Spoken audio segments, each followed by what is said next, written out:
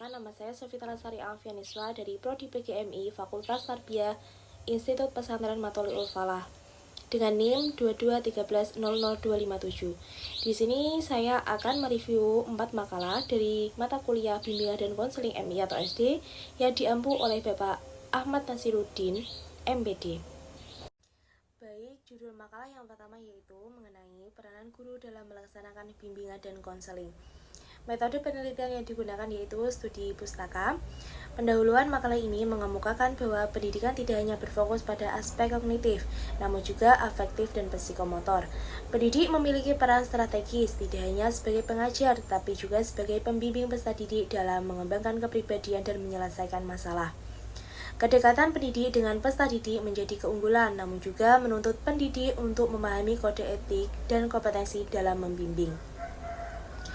Rumusan masalah yang diangkat mencangkup yang pertama, peranan guru sebagai tokoh bimbingan, yang kedua, prinsip kode etik dalam peran guru sebagai konselor, yang ketiga, fungsi guru sebagai pembimbing, yang keempat, bentuk-bentuk bimbingan yang dilakukan oleh pendidik.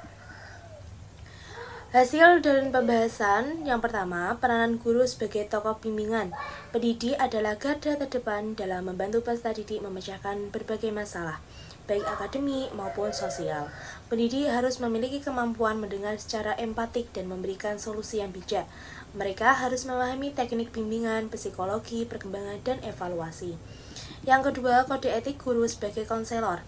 Pendidik sebagai pembimbing wajib mengikuti kode etik yang mencakup penghargaan terhadap peserta didik, menjaga kerahasiaan informasi, menciptakan suasana layanan yang mendukung, dan bertanggung jawab secara profesional kepada berbagai pihak. Yang ketiga, fungsi dan peran guru sebagai pembimbing. Pendidik tidak hanya mengajar, tetapi juga membimbing peserta didik agar mampu mengatasi masalah pribadi dan sosial. Pendidik diharapkan mampu memberikan bantuan sesuai dengan kebutuhan individual peserta didik, memfasilitasi perkembangan moral dan spiritual, serta membantu peserta didik mencapai potensi maksimal. Selanjutnya nomor 4 yaitu bentuk-bentuk bimbingan. Bimbingan yang diberikan meliputi motivasi belajar, pemecahan masalah, keterampilan komunikasi, pengambilan keputusan, dan pembinaan kepribadian. Strategi yang digunakan mencakup layanan klasikal dan kelompok kecil sesuai tahap perkembangan peserta didik. Selanjutnya yaitu kelebihan makalah. Yang pertama, bahasa yang digunakan cukup baku dan sesuai konteks akademik. Yang kedua, struktur penulisan sistematis dan logis. Yang ketiga, menggunakan rujukan terpercaya dari jurnal dan buku ilmiah. Ada pula kekurangan makalah ini, yaitu yang pertama, tidak ada data lapangan atau studi kasus sebagai pelengkap. Yang kedua, beberapa bagian memuat kutipan panjang tanpa analisis yang kritis. Yang ketiga, kurang mendalam menjelaskan implementasi nyata sekolah. Kesimpulan makalah ini yaitu menegaskan bahwa pendidik memiliki peran sentral dalam pelaksanaan bimbingan dan konseling. Tugas pendidik tidak hanya terbatas pada pengajaran, tetapi juga membimbing peserta didik secara menyeluruh. Kompetensi, kode etik, dan pendekatan yang holistik sangat penting agar pendidik dapat menjadi pembimbing yang efektif. Bentuk layanan bimbingan yang diterapkan harus sesuai dengan usia dan kebutuhan peserta didik guna membantu perkembangan mereka menjadi pribadi yang mandiri, bermoral, dan siap menghadapi tantangan hidup. Judul makalah yang kedua mengenai bidang pelayanan bimbingan dan konseling di MI atau SD.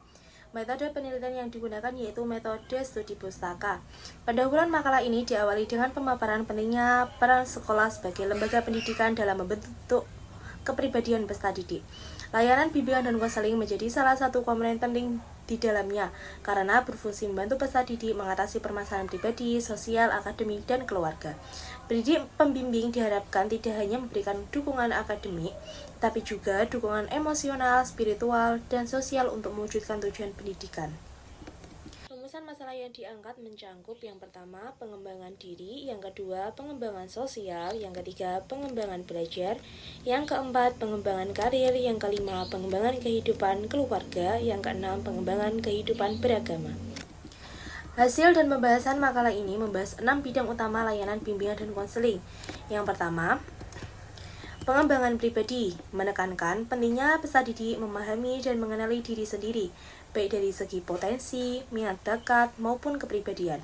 Bentuk layanan meliputi informasi, orientasi, dan pengumpulan data pribadi peserta didik. Yang kedua, pengembangan sosial, fokus pada kemampuan peserta didik dalam berinteraksi secara sehat di lingkungan sosial, membentuk empati, dan mengelola konflik. Layanan mencakup pemberian informasi dan orientasi tentang kehidupan sosial. Yang ketiga, pengembangan belajar. Bertujuan membantu peserta didik mengatasi kesulitan belajar dan meningkatkan efektivitas belajar. Pendidik berperan penting melalui bimbingan akademik yang disesuaikan dengan kebutuhan masing-masing peserta didik. Yang keempat yaitu pengembangan karir. Memfasilitasi peserta didik mengenal dunia kerja, potensi diri, serta merancang langkah strategis untuk masa depan mereka. Layanan meliputi orientasi karir, informasi dunia kerja, dan penempatan. Yang kelima, pengembangan kehidupan keluarga. Membimbing peserta didik dalam memahami dinamika keluarga, peran dalam rumah tangga, dan membentuk sikap bertanggung jawab dalam kehidupan keluarga. Yang keenam, pengembangan kehidupan beragama. Membantu peserta didik menganalisis nilai-nilai agama, menjalankan ibadah dengan baik, serta menjadikan agama sebagai pedoman hidup. Layanan terdiri dari pemberian informasi dan orientasi keagamaan. Ada pula kelebihan makalah ini yaitu yang pertama, penyajian materi sistematis dan lengkap mencakup semua aspek layanan BK. Yang kedua, menggunakan rujukan literatur yang kuat dan bervariasi. Yang ketiga, bahasa makalah yang digunakan tergolong baku dan akademis. Kekurangan makalah yang pertama, belum mencantumkan studi kasus atau contoh penerapan layanan bimbingan dan konseling yang aplikatif dan relevan di tingkat MI atau SD. Yang kedua, penyajian pembahasan cukup panjang tanpa pembagian sub-sub judul yang lebih ringkas. Yang ketiga, beberapa bagian bisa diperjelas dengan tabel atau ringkasan pola poin-poin utama. Ada pula kesimpulan dari makalah ini yaitu menekankan bahwa layanan bimbingan dan konseling di jenjang MI atau SD bukan sekadar pelengkap, tetapi merupakan fondasi dalam membentuk kepribadian dan kesiapan peserta didik menghadapi kehidupan. 6 bidang layanan bimbingan dan konseling yang dibahas saling melengkapi dan harus dilaksanakan secara terarah, profesional, dan sesuai dengan perkembangan peserta didik. Dengan layanan bimbingan dan konseling yang optimal, peserta didik dapat tumbuh menjadi pribadi yang beriman, mandiri, berakhlak mulia, serta siap menghadapi tantangan hidup. Judul makalah yang ketiga ini yaitu mengenai langkah-langkah dan layanan bimbingan dan konseling. Metode penelitian yang digunakan yaitu metode studi pustaka. Pendahuluan makalah ini yaitu menjelaskan pentingnya layanan bimbingan dan konseling dalam membantu peserta didik mengatasi masalah pribadi, akademik, sosial, dan psikologi mereka. Bimbingan dan konseling bukan hanya wadah untuk menampung cerita peserta didik, tetapi juga strategi terancang dalam pengembangan diri peserta didik yang membutuhkan identifikasi kebutuhan dan tantangan secara tepat. Rumusan masalah yang diangkat mencakup yang pertama, identifikasi kebutuhan dan tantangan peserta didik, yang kedua, analisis kebutuhan dan latar belakang, yang ketiga, pemberian layanan bimbingan dan konseling. Hasil dan pembahasan mencakup 3 bagian utama. Yang pertama, identifikasi kebutuhan dan tantangan peserta didik. Bimbingan dan konseling perlu dimulai dengan identifikasi kebutuhan akademik, sosial, emosional, dan digital peserta didik agar layanan tepat sasaran. Tantangan umum antara lain motivasi belajar rendah, bullying, dan keterbatasan ekonomi. Yang kedua, analisis kebutuhan dan latar belakang. Dilakukan melalui pengumpulan data, observasi, wawancara, hingga perlibatan semua pihak sekolah. Tantangan meliputi keterbatasan SDM dan kurangnya pelatihan konselor. Yang ketiga, pemberian layanan bimbingan dan konseling terdiri atas 4 layanan utama. Yang pertama, layanan dasar atau pengembangan diri, motivasi, dan komunikasi. Yang kedua, layanan responsif atau intervensi masalah seperti kenakalan atau konflik. Yang ketiga, layanan perancangan individual atau perencanaan karir dan sosial pribadi. Yang keempat, layanan dukungan sistem atau pengembangan program dan kolaborasi. Kelebihan makalah, yang pertama, struktur pembahasan sistematis dan lengkap. Yang kedua, bahasa mudah dipahami dan sesuai dengan konteks pendidikan dasar. Yang ketiga, disertai rujukan ilmiah yang relevan dan aktual. Ada pula kekurangan makalah ini yaitu yang pertama, kurang menyertakan studi kasus atau praktik nyata di lapangan. Yang kedua, sebagian penjelasan terlalu panjang. Yang ketiga, visualisasi data atau diagram tidak disertakan. Jadi kesimpulan makalah ini yaitu menegaskan bahwa layanan bimbingan dan konseling itu sangat penting untuk mendukung perkembangan peserta didik secara menyeluruh. Dengan mengidentifikasi kebutuhan peserta didik dan menerapkan 4 jenis layanan utama secara profesional, peran guru BK dapat berjalan optimal. Pendekatan kolaboratif dan adaptif menjadi kunci keberhasilan pelaksanaan BK di sekolah dasar. Judul makalah yang keempat yaitu bimbingan mengatasi kurang motivasi belajar. Metode penelitian yang digunakan Metode studi pustaka. Pendahuluan makalah ini yaitu menjelaskan pentingnya layanan bimbingan dan konseling dalam membantu peserta didik menghadapi masalah kurangnya motivasi belajar. Motivasi belajar yang rendah berdampak pada hasil akademik, kedisiplinan, dan masa depan peserta didik. Bimbingan dan konseling hadir untuk membimbing peserta didik agar mampu memahami dirinya, menetapkan tujuan, serta menyelesaikan permasalahan belajar secara mandiri.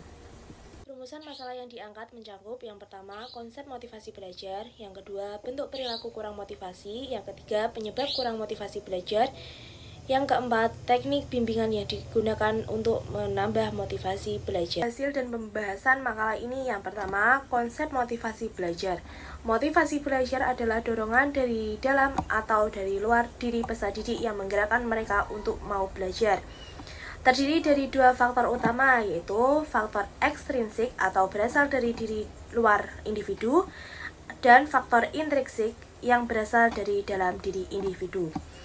Yang kedua yaitu bentuk perilaku kurang motivasi, yaitu tidak antusias dalam belajar, tidak mengerjakan tugas, kurang tekun dan konsentrasi, tidak memiliki harapan atau tujuan belajar. Yang ketiga yaitu penyebab kurang motivasi belajar, antara lain kurangnya perhatian guru, metode pembelajaran yang monoton, tidak memiliki cita-cita, ada masalah keluarga dan lingkungan sosial, serta kurangnya dukungan dari orang tua. Yang keempat, teknik bimbingan yang digunakan.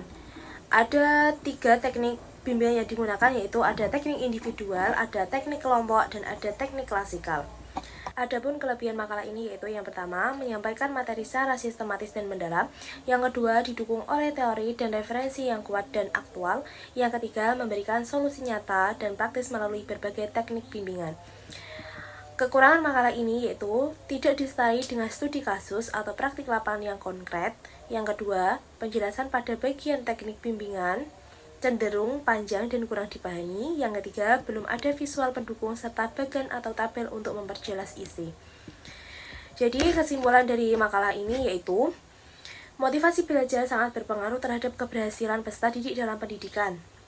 Layanan bimbingan dan konseling dapat menjadi solusi yang strategis dalam mengatasi kurangnya motivasi belajar melalui berbagai pendekatan. Ada pendekatan individual, kelompok, maupun klasikal.